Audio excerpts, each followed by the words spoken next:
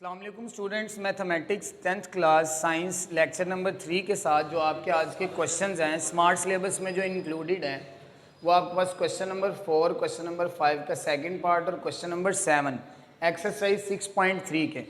अच्छा, question number 4 से start करते हैं। इसमें डाटा आपको गिवन है, the salaries of 5 teachers in rupees are as follows.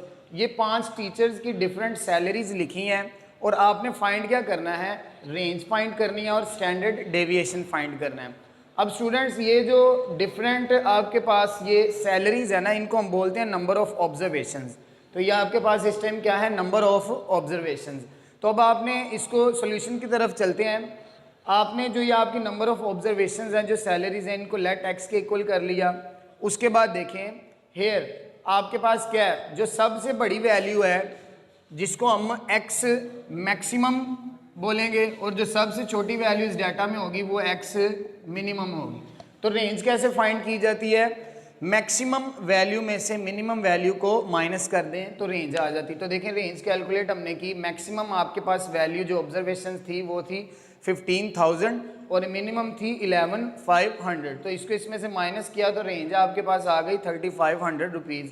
ये आपका फर्स्ट पार्ट कंप्लीट। अब सेकंड की तरफ आते हैं जिसमें आपने फाइंड करना है स्टैंडर्ड डेविएशन, और ये आपको बोर्ड में एज अ लॉन्ग क्वेश्चन बहुत बार आया, तो आपने इसको अच्छी तरह थोरोली समझना है। अच्छा जी, स्टैंडर्ड डेविएशन फाइंड करने के लिए आपने मीन फाइंड करना है सबसे पहले। तो अर्थमेटिक मीन आपको पता है, सारी वैल्यूज का सम उसको डिवाइड कर देना नंबर ऑफ ऑब्जर्वेशंस जो टोटल हैं, और वो टोटल आपके पास 1 2 3 4 एंड 5 है। तो 5 से आपने डिवाइड किया, आपने सबसे पहले मीन फाइंड कर लेना। उसके बाद आपने एक टेबल ड्रॉ करना है। वो टेबल देखें, सबसे पहले आपने नंबर ऑफ ऑब्जर्वेशंस का एक्स एक टेबल ड्रॉ कर लेना है। उसके बाद स्टैंडर्ड डेविएशन का पहले आप फॉर्मूले की तरफ आएँ। तो फॉर्मूले में आपको क्या क्या चीज़ें चाहिए, एक आपको चाहिए summation x minus x mean का होल स्क्वायर, और एक आपको एन आपको गिवन है 5 है, एक्स भी आपके पास मौजूद है, एक्स माइनस एक्स के मीन का आपने कॉलम ड्रॉ किया। ये किस तरह निकाला आपने, देखें स्टूडेंट्स, ये पहली x की वैल्यू, इसमें से आपने माइनस की, जो आपका x का मेन निकला 13,640 को, हर वैल्यू को 13,640 में से माइनस किया तो ये आपके पास ये कॉलम बन गया। उसके बाद इन्हीं वैल्यूज़ का आपने यहाँ पर स्क्वायर ओपन कर लिया और इन सारी वैल्यूज़ का स्क्वायर निकालने के बाद इनका आपने समीशन ले लिया, जो कि आपके पास ये वैल्यू आ गई। अब उसके बाद n आपके पास 5 था, स्टैंडर्ड डेविएशन के फॉर्मूले में आपने यहाँ से ये वैल्यू पकड़ी, यहाँ पर पुट की, n की वैल्यू 5 थी, ये यहाँ पर पुट की, इसको इस पर डिवाइड करेंगे, ये आ जाएगा और इसका स्क्वायर रूट लेंगे तो आपके पास स्टैंडर्ड डेविएशन 1417.88, ये आपके पास स्टैंडर्ड डेविएशन का आंसर आ जाएगा। जी स्टूडेंट्स, अब हम आ जाते हैं क्वेश्चन नंबर 7 के ऊपर। क्वेश्चन नंबर 4 स्टैंडर्ड डेविएशन का आपको करवा दिया है, 5 का सेकंड पार्ट सेम उसी तरह का था, वो आप लोग उसको ट्राई करें। उसके बाद क्वेश्चन नंबर 7 है।